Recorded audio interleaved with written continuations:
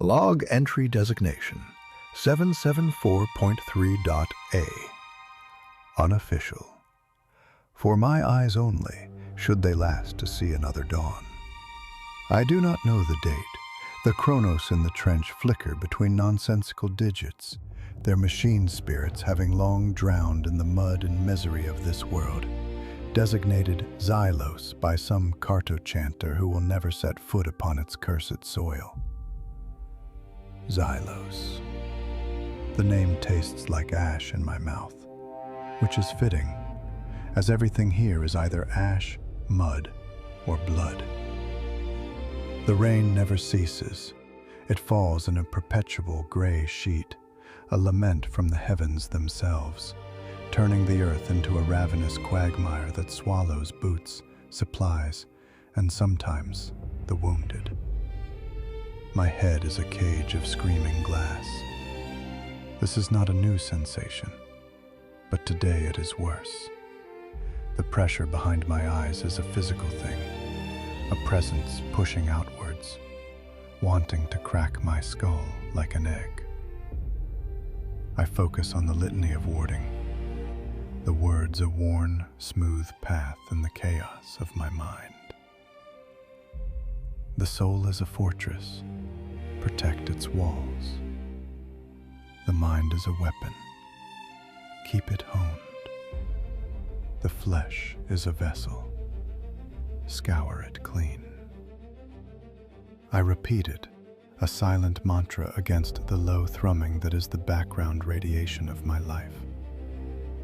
It is the sound of the Immaterium, the great ocean, pressing against the thin veil of reality.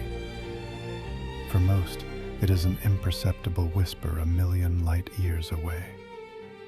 For me, it is a constant roar, just on the other side of a fragile door. I am seated on an upturned ammunition crate, my back pressed against the cold, weeping earth of the trench wall. My sanctioning rod, a heavy length of brass and iron circuitry, rests across my knees. It is cold to the touch, a reassuring anchor of the physical. 10 meters away, the rest of the squad huddles under a scrap of corrugated iron, sharing a ration bar and a tin of recaf. The steam rises from the tin, and for a moment, I can almost smell its bitter warmth, a ghost of comfort. They speak in low murmurs, their Cadian accents thick and clipped. I can't make out the words, but I know the rhythm, the gallows humor, the weary complaints, the shared memories of a green world they will likely never see again. I am not welcome there. I am never welcome. When Sergeant Boros looks my way, his eyes, the color of chipped slate, do not hold the simple camaraderie he shows his men. They hold a mixture of necessity and disgust. To him, to all of them, I am not Guardsman Kaelen. I am the witch, the freak, the sanctioned terror. I am a weapon, no different from the squad's melt-a-gun, but infinitely more unstable. They have seen what I can do. They saw me turn a pack of charging cultists into screaming pillars of crystalline fire on Tartarus 4. They also saw the aftermath, when the strain of the act caused blood to weep from the walls of the bunker we sheltered in. They fear the enemy, but they loathe me. The enemy is an understandable evil. I am an abomination in the Emperor's own uniform. I feel their fear like a change in the air pressure, a constant prickling sensation on my skin. They make the sign of the Aquila when they think I am not looking. They mutter prayers to ward off malediction when I pass. My presence is a contamination. The whispers are bad today. They coil in the thrumming behind my thoughts, slick and seductive. They do not speak in any language I know, but I understand the intent. They are promises. Release, one seems to hiss, slithering around the edges of the litany. Peace, another coos, offering a vision of a mind silent and still.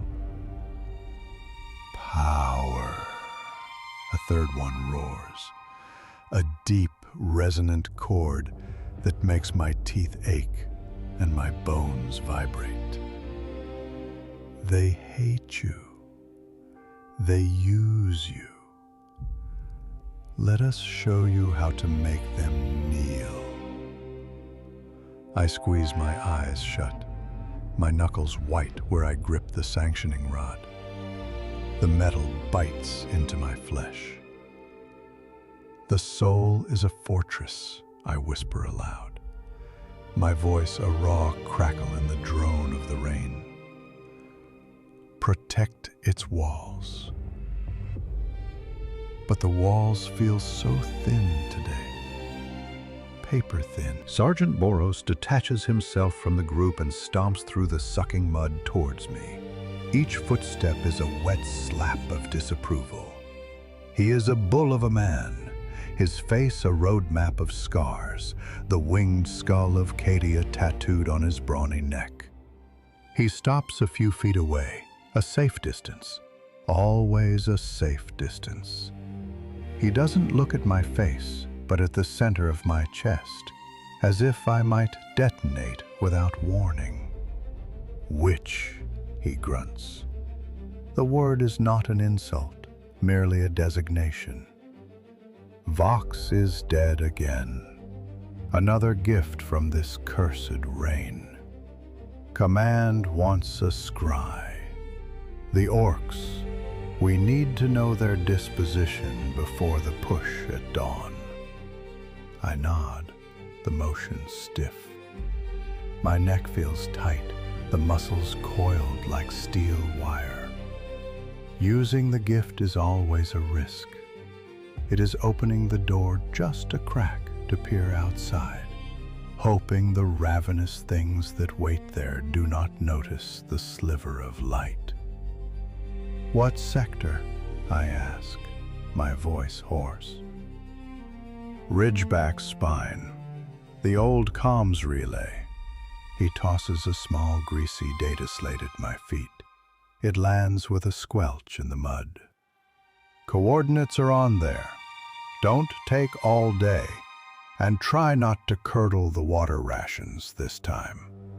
He turns and walks away without another word, leaving me alone with the order. I pick up the slate, wiping the grime from the screen. The numbers glow a sickly green. Ridgeback spine, a place we have been shelling for 3 days. A place where the veil must be thin and screaming from the violence. I sigh, the air misting in front of me. This is my purpose. This is the price of my life, spared by the inquisitors on the black ships who found me as a boy, screaming in my hab unit as I unknowingly made the furniture levitate. They trained me, broke me, and rebuilt me into this, a sanctioned weapon, a tool. I close my eyes. The litany is my shield, but for this I must lower it. I let the thrum in my skull grow, focusing it, shaping it. The world behind my eyelids dissolves from blackness into a swirling gray chaos. This is the Sea of Souls, the Empyrean, seen through the flawed lens of a mortal mind. It is a nauseating, vertiginous experience. I feel the pull of 1,000 currents, the whispers of 1 billion drowning souls. the predatory hunger of things that have never known life and despise it. I focus on the coordinates, a string of numbers that I use as a psychic anchor. I push my consciousness towards that point in real space, feeling the immense crushing pressure of the warp fighting me at every inch. My nose begins to bleed. I feel the warm trickle over my lips, tasting of iron and ozone. I ignore it. The gray fog begins to part, and I see the ridgeback spine, not as it is, but as a psychic impression. It is a jagged wound in the fabric of the world, glowing with the recent death of thousands. And then I feel them, the orcs. Their presence in the warp is not subtle or cunning. It is a great, green, roaring psychic fungus of pure violence and brutish confidence. It is the gestalt mind of a species that believes it is the strongest in the universe, and so, in some ways, it is. I push deeper, through the raw emotion of the Waaghs, seeking details. I see them. A horde, not a scouting party, a full-blown tide of greenskins. They are massing in the ruins of the comms relay, their crude war engines belching black smoke, their guttural roars a psychic shockwave. I see a gargantuan shape, a stompa, its metal hide adorned with the skulls of guardsmen. My guardsmen. The sight sends a spike of cold fury through me, a rare emotion that is not fear. I use it. I focus, honing in, counting the big mobs, trying to pinpoint the war boss. And that is when I feel something else. Something ancient and vast lurking beneath the green tide. It is not orc. It is cold, intelligent, and utterly malignant. It feels me, a tiny pinprick of human consciousness trespassing in its domain. A wave of pure terror washes over me, so potent it almost throws me back into my body. The whispers in my head stop their seductive cooing and coalesce into a single booming silent laugh that echoes in the marrow of my bones. A voice, not of words, but of pure comprehension, slides into my mind like a shard of ice into the heart. Little light, so bright, so fragile. You are afraid. You fight for control, but you are a child holding back the ocean with a leaky bucket. I recoil, pulling my consciousness back with a gasp that tears at my throat. I slam the mental door shut, reinforcing it with the litany, chanting it over and over, a desperate, frantic prayer. My eyes snap open. The trench is as it was. The rain is still falling. But everything feels different. The air is thick, charged. The colors of the world seem duller, leached of life.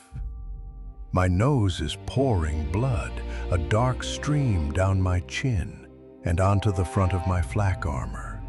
My hands are shaking so violently that the sanctioning rod clatters against my greaves. Sergeant Boros is standing there again. He must have returned when he saw me convulse. His face is pale beneath his tan. He saw my fit. He saw the sign of a Psyker losing control. His hand is resting on the grip of his las pistol. "Report, witch!" he snarls, his voice tight with fear.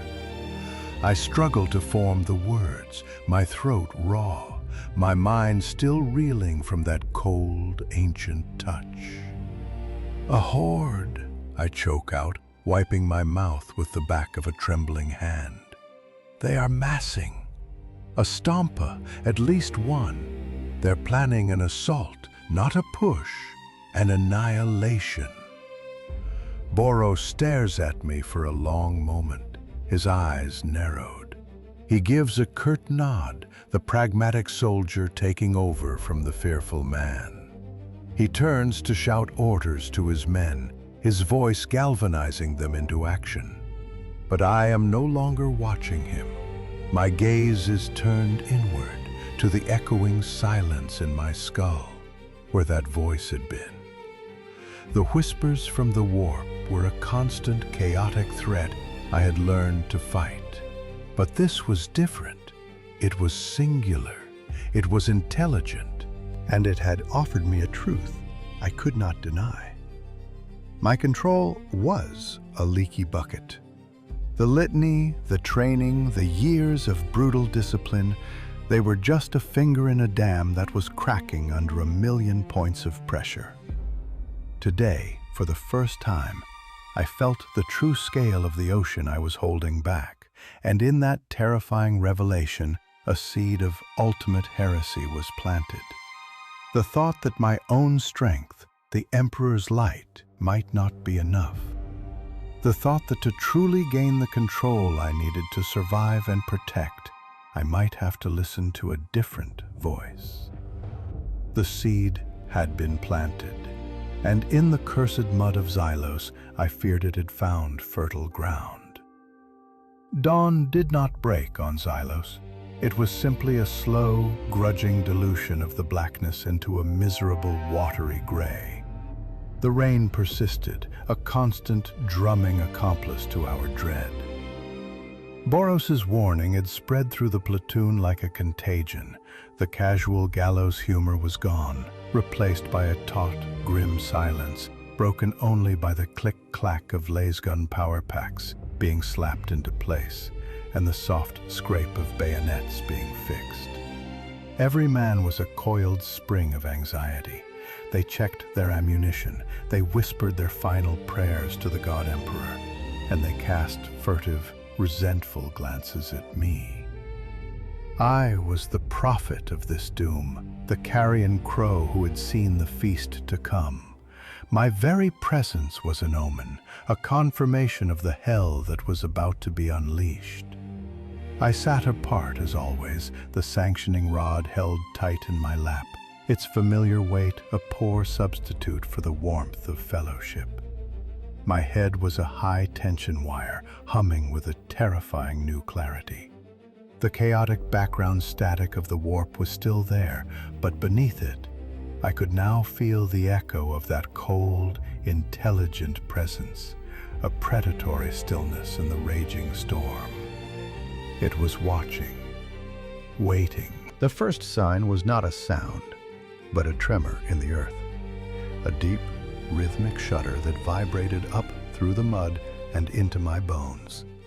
It grew in intensity until the very water in our trench rippled, as if from the footfalls of a god. Then came the roar. It was not a single sound, but 1,000 bestial roars, 1,000,000 guttural war cries, all blended into a single, deafening psychic shockwave of pure, unadulterated violence. The war. It hit our lines like a physical blow, a wave of raw belief and aggression so potent it made me want to vomit up my own soul. Men around me staggered, clutching their heads. For them, it was a disorienting blast of noise. For me, it was a tsunami of psychic filth that threatened to tear down my mental walls and scour my mind bare. I gripped my rod, the litany of warding a frantic, desperate scream in the privacy of my skull. The soul is a fortress, the mind is a weapon. But the fortress was besieged, and the weapon felt like a child's wooden sword. Then they came. A tide of green muscle and rusted iron crested the ridgeback spine, silhouetted against the sickly gray sky. They poured down the slope not as a disciplined army, but as a natural disaster, an avalanche of homicidal fury.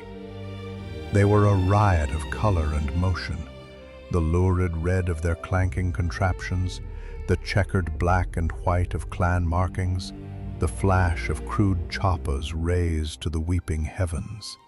And towering behind them, a walking scrap metal idol of their brutish god, was the Stompa. It was a grotesque mockery of an imperial knight, all jagged plates, smoking exhausts, and guns the size of supply crates. A deafening bellow erupted from its foxhorn, a sound that promised only death, and its primary cannon fired. The shells screamed over our heads and impacted 100 meters behind us, detonating with a force that felt like the planet itself had been punched. Earth and shrapnel and the dismembered pieces of the rear echelon support squad rained down upon us. The world dissolved into a maelstrom of disciplined lasfire and undisciplined slaughter. The Cadians held the line with the grim resolve for which their broken world was famous. Red beams of light lanced out, punching through orc flesh. But for every green skin that fell, 3 more clambered over its corpse, their roars undiminished. The heavy bolters chattered their song of hate, chewing through the front ranks. But the tide was inexorable. I could feel their collective psychic might, the joy they took in battle, fueling them, making them stronger, faster, more resilient. It was a self-perpetuating engine of violence. I knew I had to act. My purpose was to be the thumb on the scale, the unnatural advantage in a war of numbers and attrition. I stood, planting my feet in the sucking mud, and opened the door in my mind. I reached for the ether, but my grip was slick with fear. The sheer psychic pressure of the Waaghs made it like trying to draw a breath in a hurricane. I gathered what power I could, my vision blurring, blood beginning to well in my nostrils again. I thrust my hands forward, and a bolt of raw, purple-white lightning erupted from my fingertips. It was a wild, untamed thing, a lash of pure Empyrean energy. It struck an orc knob, a hulking brute with a jaw of iron, and the creature simply vanished in a flash of vaporized gore and ozone. The orcs around it barely paused, splashing through the steaming crater where their leader had been. I summoned another bolt, and another. Each one cost me. A sharp, stabbing pain behind my eyes, a tremor in my limbs. I was a leaky conduit, and the power I channeled was burning me out from the inside. My shots were powerful, but slow, inefficient. For every orc I obliterated, a dozen more surged forward. They were at the barbed wire now, hacking it apart with brutish strength. Some were simply throwing themselves onto it, creating bridges of their own flesh for their comrades to cross. "Witch! The flank! Hold the damn flank!" Boris's voice was a ragged roar to my left. A mob of boys had broken through near a collapsed section of the trench and were pouring in, their choppas and sluggas creating a localized sphere of absolute carnage.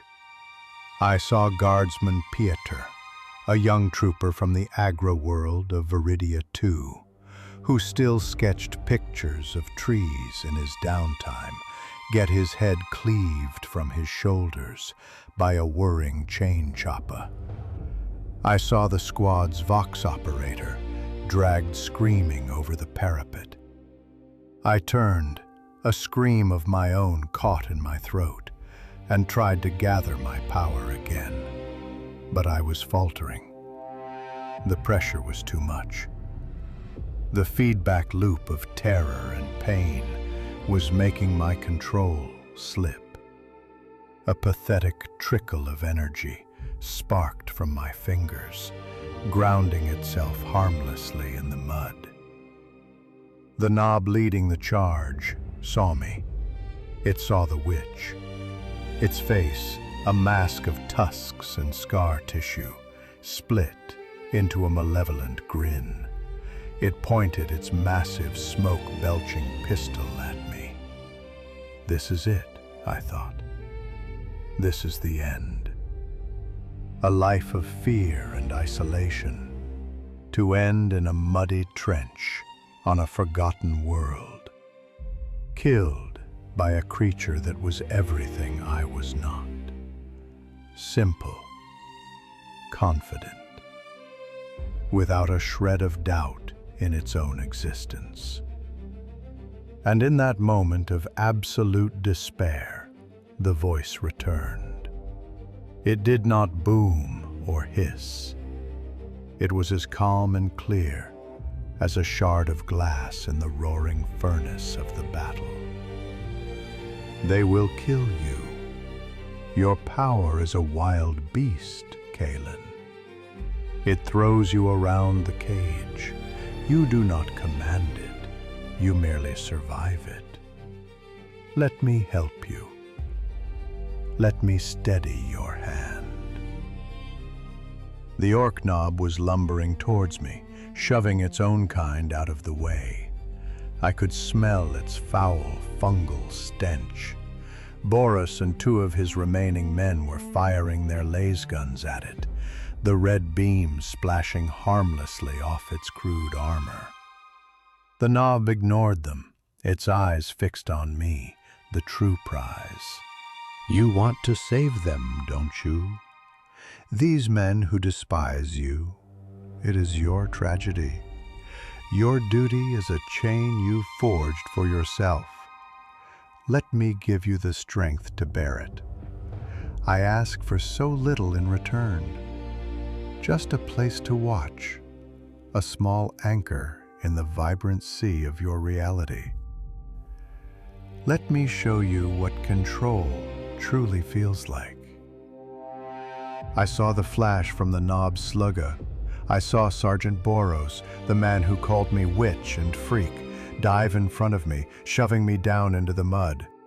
The heavy caliber round, a piece of metal the size of my thumb, ripped through his shoulder pauldron, spinning him around with a spray of crimson. He collapsed, his face a mask of shock and pain, his lasgun falling from his grasp. He had saved me. He, who loathed my very existence, had acted on pure Cadian instinct. Protect your platoon. Protect your assets, even the ones you hate. Seeing him fall, seeing that act of selfless, grudging duty, broke something inside me. The last dam of my resolve crumbled. The litany of warding, the Emperor's light, the Scholastica Psyker'S training, they had all failed. My leaky bucket was empty. Yes, I thought, not with my voice, but with the core of my being. A desperate, silent plea broadcast into the void. Help me. The world did not stop, the battle did not cease, but my perception of it changed utterly. The roaring cacophony of the Waaghs was suddenly muted, as if heard from behind a thick pane of crystal. The screaming glass in my skull did not shatter, it coalesced, focusing into a perfect, cold lens. The wild, raging river of my power was no longer a torrent threatening to drown me. It was a deep, still reservoir, and I stood upon its shore, its master. I felt the entity's consciousness slide alongside my own, not a violation, but a cool, guiding presence. It did not take control, it simply opened my eyes. It showed me the hidden grammar of the universe, the infinitesimal fractures in reality, the threads of cause and effect that bound the physical world together. I rose from the mud, my movements no longer stiff with fear, but fluid and economical. The orc knob was raising its choppa to finish the wounded Boros. I lifted a hand. I did not summon lightning. I did not hurl a bolt of fire.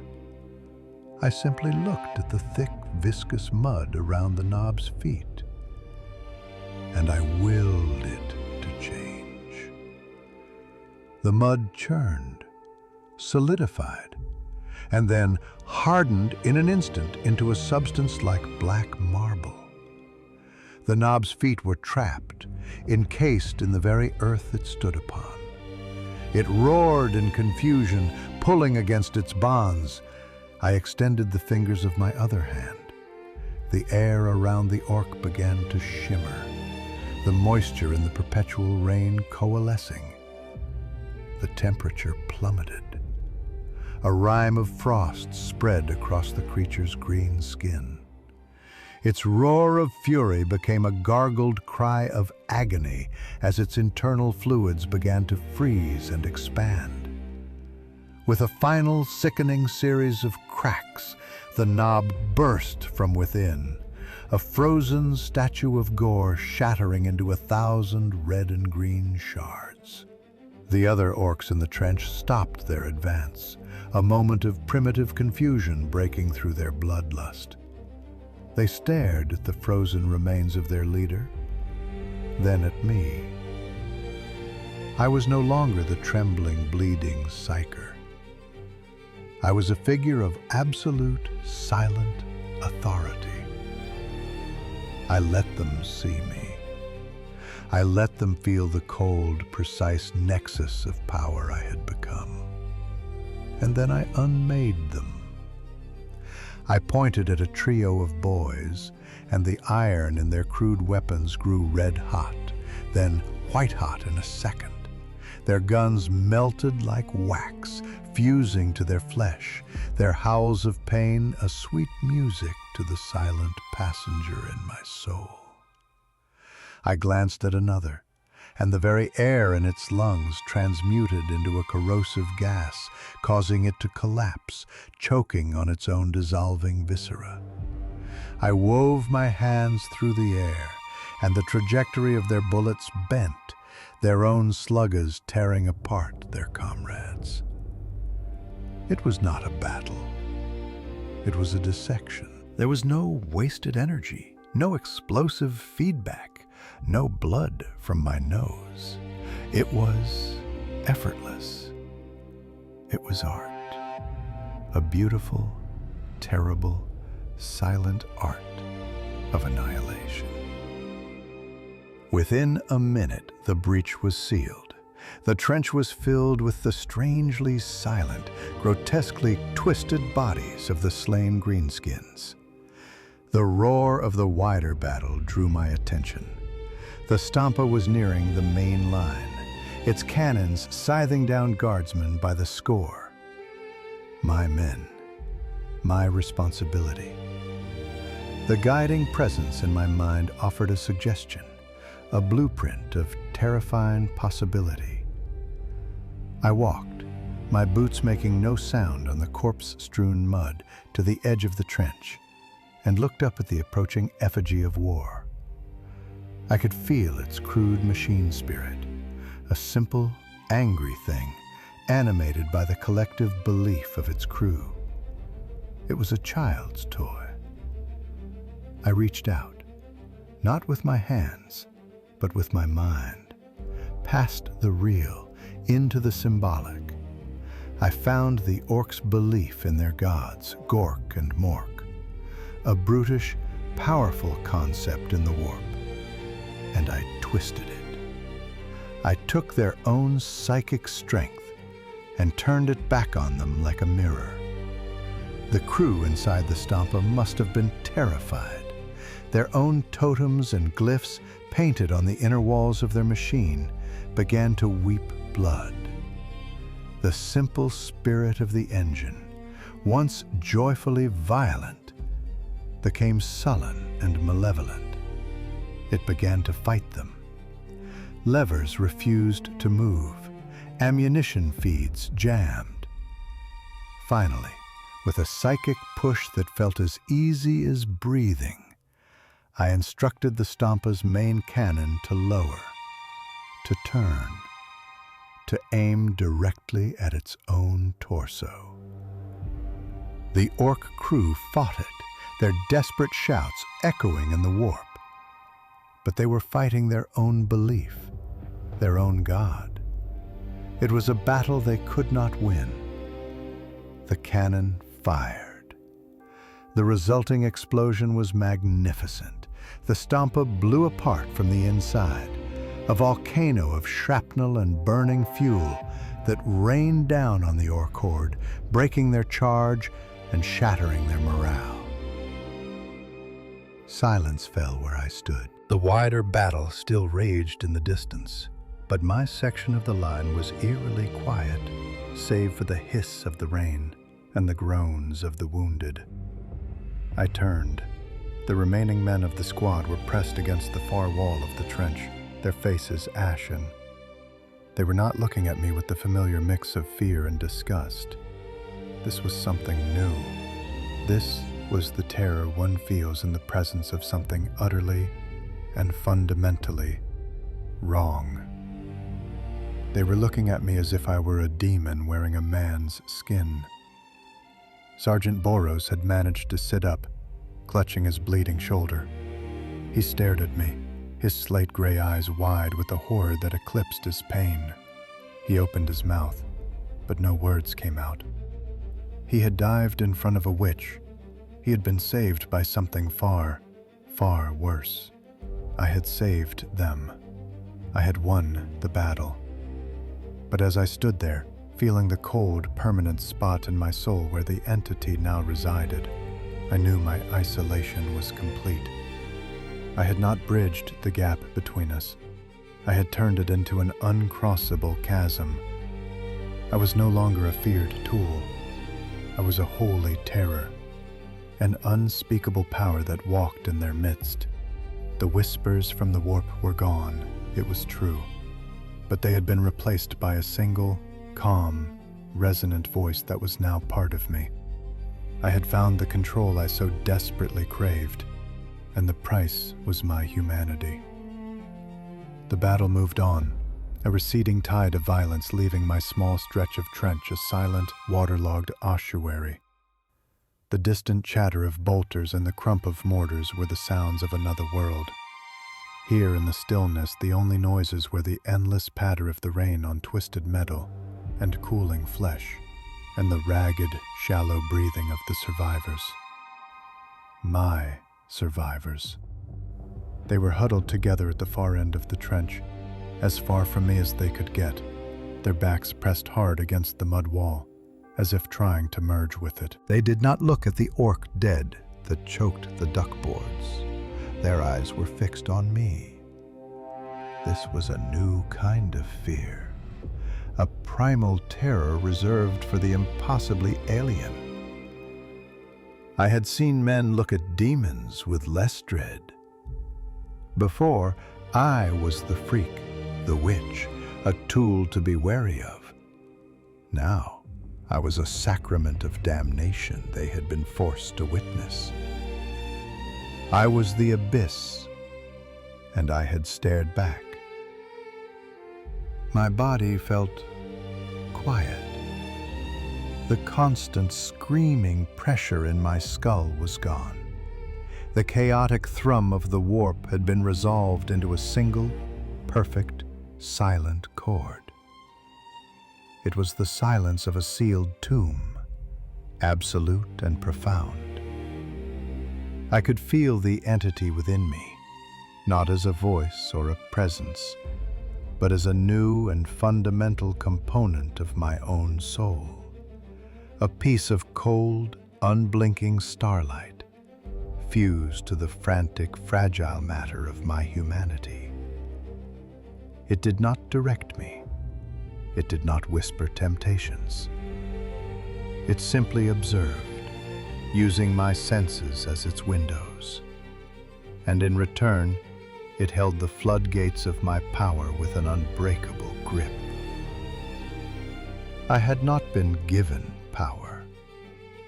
I had been given discipline, the one thing my life of terror had been dedicated to achieving. The irony was a blade twisting in my gut. I walked towards them, my steps measured and silent. The water did not splash around my boots. It seemed to part before them. With every step I took, the surviving guardsmen flinched. One of them, a fresh-faced youth named Lyraean, dropped his lasgun with a clatter and began to sob, muttering prayers to the Emperor, his words a desperate, broken shield against the unholy thing I had become. Sergeant Boros was propped up against a sandbag, his face gray from blood loss. He had torn a strip from his tunic to create a makeshift bandage for his shoulder, but blood, dark and thick, had already soaked through it. He did not flinch as I approached. He watched me with the weary, analytical gaze of a soldier who has seen everything, and now, at the end, is seeing something more. He looked past my face, past my eyes, as if searching for the puppeteer's strings. I stopped before him, the sanctioning rod still held loosely in one hand. It felt like a relic from another lifetime, a crude tool for a forgotten art. I knelt in the mud, my gaze falling to his wound. A flicker of my old self, the frightened boy who craved acceptance, rose up. "You are injured, Sergeant," I said. My voice sounded strange in the quiet trench, unnaturally calm, devoid of the tremor that had always haunted its edges. Boros let out a harsh, dry chuckle that turned into a grimace of pain. "Aye, witch, that I am." He finally met my eyes, and I saw no hatred there, only a profound, soul-deep weariness and a terrible, dawning comprehension. "That was not the Emperor's light," he stated. It was not a question. It was a verdict. I have seen librarians of the Adeptus Astartes shatter demons with the fire of their souls. It is a glorious, terrible storm. What you did, it was quiet. It was wrong, like watching a scribe correct a flawed text by simply erasing the words from existence. He gestured with his good hand at the frozen, melted, and imploded corpses around us. "This is not the work of a sanctioned Psyker. This is the work of a thing." The observer within me offered no comment. It simply catalogued the sergeant's reaction. The truth was simple, and there was no longer any point in hiding it. "I did what was necessary to save the platoon," I replied, the words precise and cold. My control slipped. I reached for a steadier hand. "You made a pact," Boros whispered, the words frosting in the air. "Throne of Terra, you damned yourself to save us." He looked away, at the weeping gray sky. For a long moment he was silent. I could almost hear the gears of his Cadian mind turning, weighing duty against doctrine, survival against purity. He was a sergeant of the Imperial Guard. His duty was clear. He should have raised his las pistol and executed me on the spot for this ultimate heresy. But his hand did not move towards his weapon. "He cannot," the silent part of me observed with utter detachment. "He knows you would simply will the firing mechanism to fuse into a solid block of metal before he could even form the thought to pull the trigger. He fears you not for what you are, but for what you can do. And he is a pragmatist. You are no longer an unstable asset. You are a truly terrible weapon. And this world is not yet won. Finally, Boros looked back at me. "Get up," he ordered, his voice regaining a fraction of its old authority. He used his good arm to push himself further up the trench wall. "The battle isn't over. Command will want a report. My report will say that Primaris Psyker Kaelen suffered a psychic backlash while repelling an Ork assault. It will say the manifestation was unusually effective and decisively broke the enemy advance in this sector." He paused, his slate-gray eyes boring into me. "It will say nothing else. You will not speak of this to anyone. You will not perform any more quiet miracles. When you fight, you will make it loud. You will make it look like a struggle. You will bleed, you will scream. You will make them think you are still a man fighting a terrible burden. Do you understand me, Kaelen?" I understood perfectly. He was giving me a mask to wear, not for my sake, but for the sake of his men, for the sake of his own sanity. He was ordering me to pretend to be the flawed, dangerous creature I once was, because the truth of what I had become was too monstrous to bear. He was condemning me to a life of deception, to hide the damnation he could not bring himself to punish. He was preserving the weapon, and in doing so, sealing my fate. "I understand, Sergeant," I said.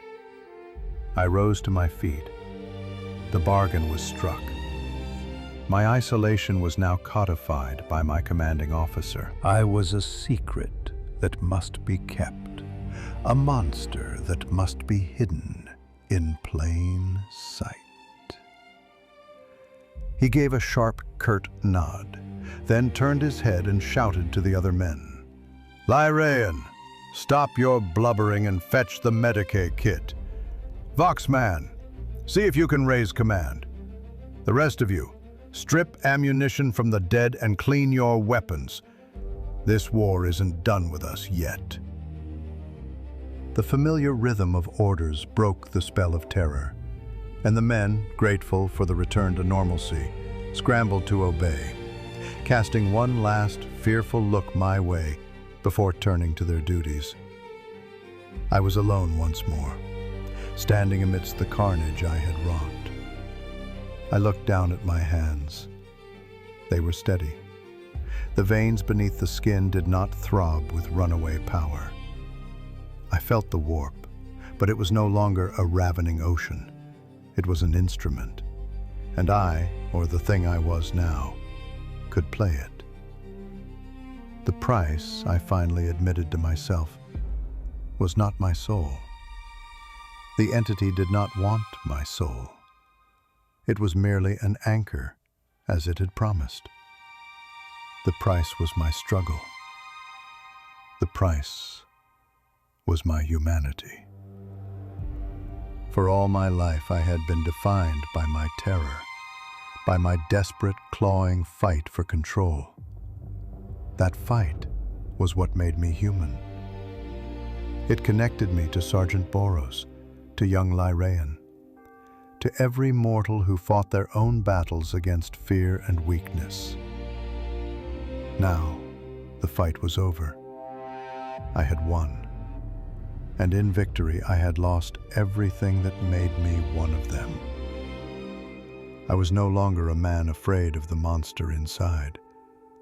I was the monster, in perfect, terrible control. My fate was to walk this path, a ghost in my own army, a weapon wrapped in the illusion of a man. I would save them. I would protect the Imperium. I would unleash beautiful, silent, exquisite destruction upon the enemies of man. I would be their sanctioned terror, their living horror, their salvation and their damnation. I gripped the sanctioning rod, its cold weight familiar. It was no longer an anchor or a shield. It was a prop, a piece of my costume. I straightened my back, the rain washing the blood and mud from my armor, and turned my face towards the sound of the ongoing war, towards my next act in this long and hopeless tragedy. I felt no fear. I felt nothing at all. And in the silence where my soul used to be, the observer watched and was content.